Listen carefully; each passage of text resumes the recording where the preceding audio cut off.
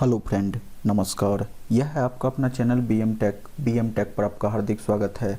आज हम लोग पीएफ की एक जटिल समस्या जो है पीएफ की केवाईसी, उसी के विषय में बात कर रहे हैं। ठीक है, अगर यह वीडियो आपको पसंद आए तो निश्चित रूप से एक लाइक कीजिएगा, चैनल को सब्सक्राइब कीजिएगा ताकि इस तरह की वीडियो जब भी हम बनाएं आपके पास सबसे पहले पहुँच सके। ठीक है, आज के वीडियो में हम चर्चा करेंगे कि पीएफ केवाईसी जब हम लोग डालते हैं पोर्टल पर, ठीक है, तो क्यों पेंडिंग रह जाता है, उसके विषय में चर्चा करेंगे और उसका सॉल्यूशन क्या है उसके विषय में भी चर्चा करेंगे। अगर आप लोगों को यह जानकारी अच्छा लगे तो निश्चित रूप से आप फ्रेंड से भी शेयर कर सकते हैं ताकि उनकी भी पीएफ केवाईसी की समस्या सॉल्व हो सके।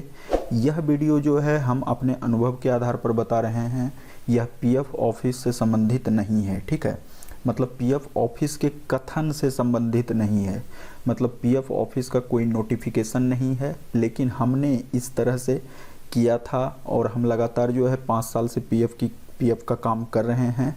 तो इसमें जो मेरा अनुभव है उसी के आधार पर हम यह वीडियो आपसे शेयर कर रहे हैं। ठीक है, तो चलिए आगे बढ़ते हैं। हम लोग पीएफ का जो केवाईसी है वह पेंडिंग जो रहता है उसके विषय में चर्चा करते हैं। ठीक है, देखिए पीएफ केवाईसी के पेंडिंग होने का कारण हम लगा के रखे हुए हैं। पहला पॉइंट है एम्प्लॉयर के पास एक कुशल अकाउंटेंट की कमी।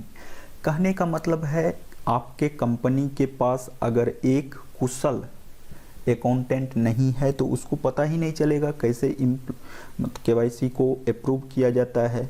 ठीक है, तो उस केस में वह केवाईसी जो है पेंडिंग रह जाएगा, बहुत दिनों तक पेंडिंग रह जाएगा। ठीक है, दूसरा पॉइंट है एम्प्लॉयर का अपने एम्प्लॉय के प्रति ...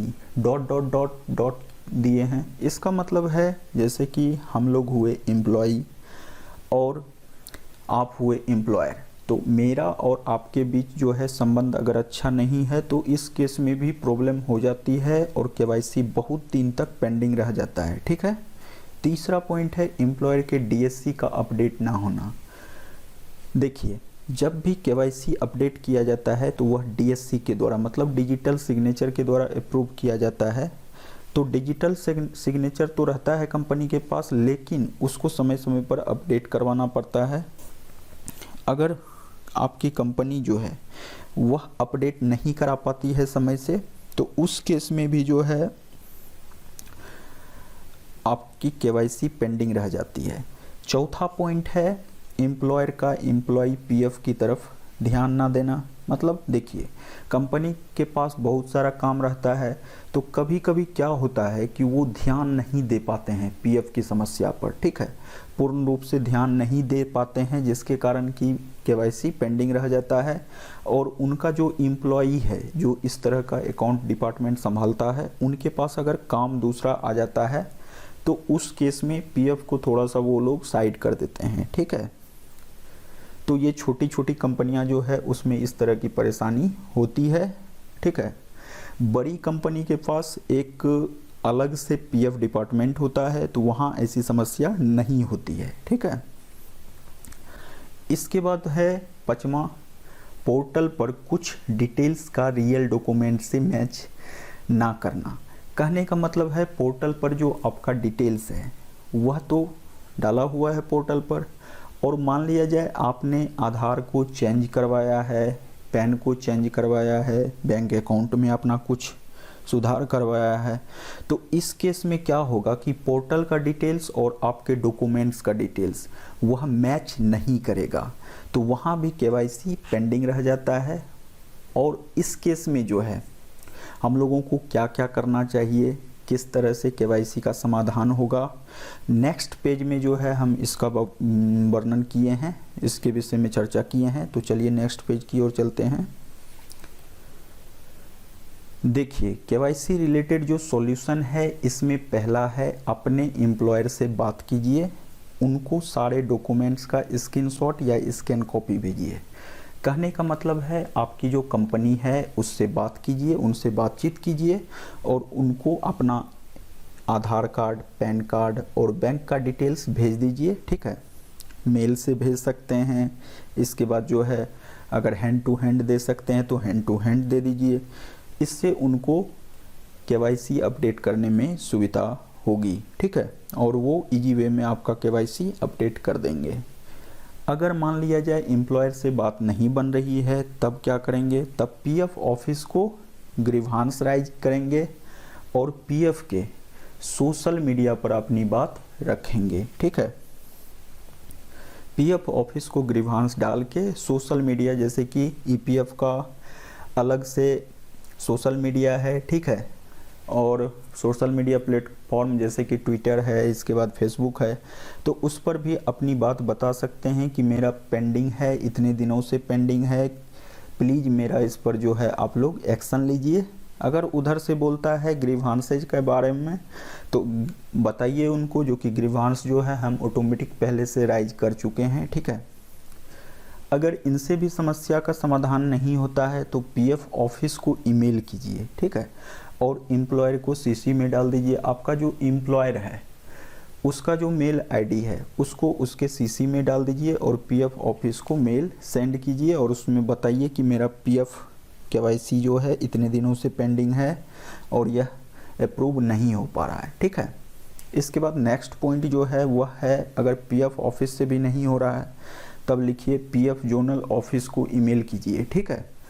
पीएफ का जो जोनल ऑफिस है उसका जो ईमेल आईडी है उसको उस पर जो है आपको मेल सेंड करना है, उसमें एम्प्लॉयर को और पीएफ ऑफिस को सीसी में डालिए। इसमें आपका जो एम्प्लॉयर है आपके कंपनी का जो मेल है उसको डालिए और इसके बाद पीएफ ऑफिस का जो मेल है उसको डालिए। दोनों को सीसी में डाल के इसको भेज दीजिए, कहाँ, अपने जोनल ऑफिस को, ठीक है। तो इन सारी प्रक्रियाओं से भी अगर नहीं होती है तो इसके बाद लास्ट में है आरटीआई। इसके बाद राइट टू इन्फॉर्मेशन में अपना रजिस्ट्रेशन डाल दीजिए और इससे जो है निश्चित रूप से आपका केवाईसी संबंधी समस्या सॉल्व हो जाएगा, ठीक। केवाईसी का जितना भी प्रॉब्लम है इन सारे पॉइंट को अगर हम लोग फॉलो करेंगे तो सॉल्व हो जाएगा।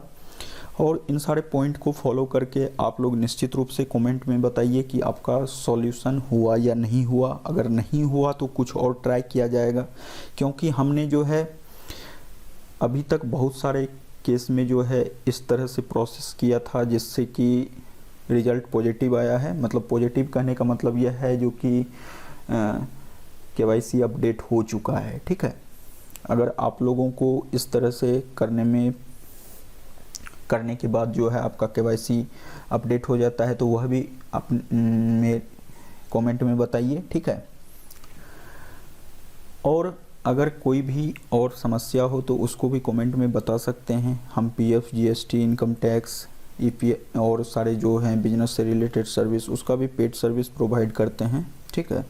इसके लिए डिस्क्रिप्शन में जो है मेरा मेल आईडी दिया हुआ है, इसके बाद व्हाट्सएप नंबर दिया हुआ है और हम अपना जो है इंस्टाग्राम आईडी भी शेयर कर रहे हैं, ठीक है। इस पर जो है कांटेक्ट कर सकते हैं हमसे। देखिए यह पीएफ ऑफिस का एक सवाल और पूछा गया था हमसे, अभी याद आ गया कि पीएफ ऑफिस का ईमेल हम लोग कहाँ से प्राप्त करेंगे। तो आप लोगों को डायरेक्ट जो है इसके विषय में हम वैसे वीडियो बना चुके हैं, वैसे बता रहे हैं कि आप लोगों को पीएफ पोर्टल पर जाना है, ठीक है। मेन रूप से एम्प्लॉय प्रोविडेंट फंड के उस पर पोर्टल पर जाना है और वहाँ से कॉन्टैक्ट सेक्शन में जाके देख लेना है। वहाँ जो है सारा डिटेल्स है दिया हुआ, हर एक जोनल ऑफिस का, हर एक पीएफ ऑफिस का है। तो वहाँ से आप लोग यह मेल आईडी और जो भी वहाँ नंबर होगा उसको कलेक्ट कर सकते हैं और उससे जो है आप लोगों की समस्या सॉल्व होगी, ठीक है। अगर वीडियो पसंद आए तो लाइक कीजिए, शेयर तो निश्चित रूप से कीजिए ताकि आपके फ्रेंड को भी इससे हेल्प हो सके। चलिए मिलते हैं नेक्स्ट वीडियो में, तब तक के लिए बाय बाय, जय हिंद।